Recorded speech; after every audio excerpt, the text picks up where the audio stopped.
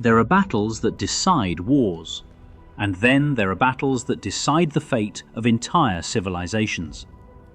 In the year 636, on the edge of a vast desert, an empire that had ruled for centuries faced an army it underestimated. 6 days later, that empire would never recover. 100,000 soldiers against an army nearly half their size. And yet, only one side would walk away. This is the story of the battle that shattered Byzantine power in the east and changed the course of history in a single day. This is Yarmouk. For centuries, the Byzantine Empire dominated the eastern Mediterranean. Its armies were experienced, its cities were wealthy. Its emperor, Heraclius, had just defeated the Persians in a brutal war. But victory came at a cost. The empire was exhausted, its treasury drained, its soldiers worn down. And then, from the Arabian desert came something unexpected. A new force, driven not by gold, not by land, but by belief. The Rashidun armies, fast, disciplined, relentless. At their center stood one of the most feared commanders in military history, Khalid ibn al-Walid, a man never defeated in battle. After early victories across Syria, the Byzantines realized the threat was real. This wasn't a raid, this wasn't temporary, this was conquest. So Heraclius made a decision: crush them completely. He assembled a massive army. Some sources claim over 100,000 men, infantry, heavy cavalry, elite units from across the empire. Their mission was simple: destroy the Muslim army and reclaim Syria. Meanwhile, the Rashidun forces were spread thin, outnumbered, outmatched.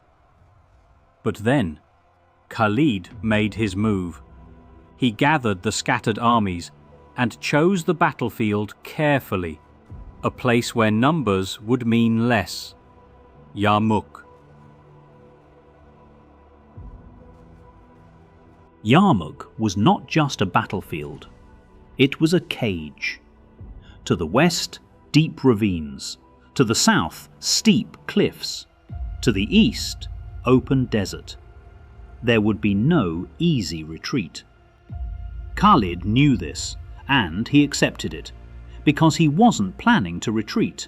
He was planning to win. The Byzantine army arrived confident. They saw a smaller force. They saw an enemy they believed they could crush. But they didn't see the trap. The battle began with probing attacks. Byzantine forces pushed forward, testing the Muslim lines. The fighting was intense but controlled. Neither side fully committed. Khalid watched. He studied their formations, their weaknesses, their timing. He wasn't fighting yet. He was learning. The Byzantines increased their attacks, wave after wave. Heavy infantry smashing into the lines, cavalry trying to break the flanks. At times, the Muslim army began to falter. Some units were pushed back, the line bent. But it did not break. Why? Because behind the lines, something unexpected waited. The camp. And inside the camp, the women. When soldiers began to retreat, they were met not with safety, but with resistance. They were forced back into the fight. There would be no retreat, only victory or death.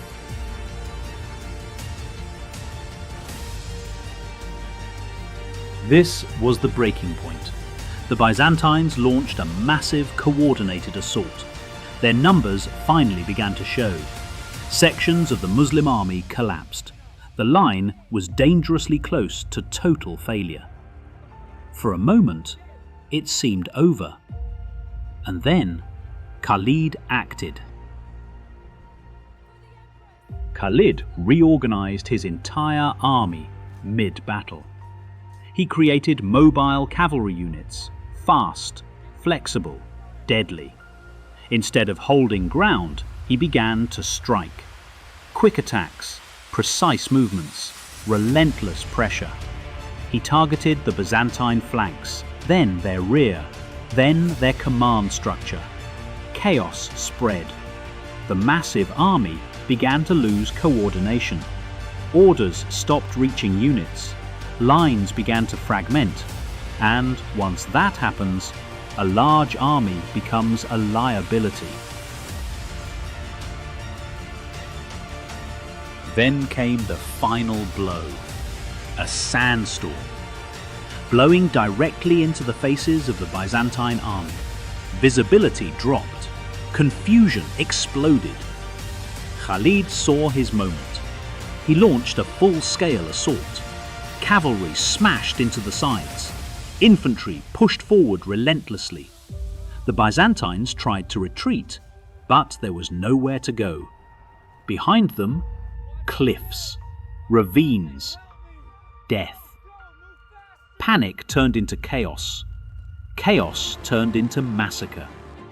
Thousands fell, not just to the sword, but to the terrain itself. An entire army destroyed. When the battle ended, the Byzantine Empire lost more than soldiers. It lost control of Syria. It lost momentum. It lost dominance in the region. Forever.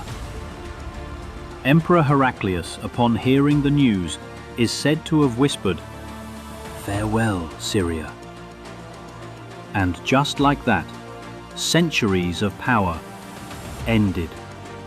Not slowly, not over decades, but in a matter of days. Yarmouk wasn't just a victory, it was a turning point. It marked the rise of a new power and the irreversible decline of another. A battle where strategy defeated size, where discipline defeated numbers, where one decision changed the fate of empires. And all it took was 6 days.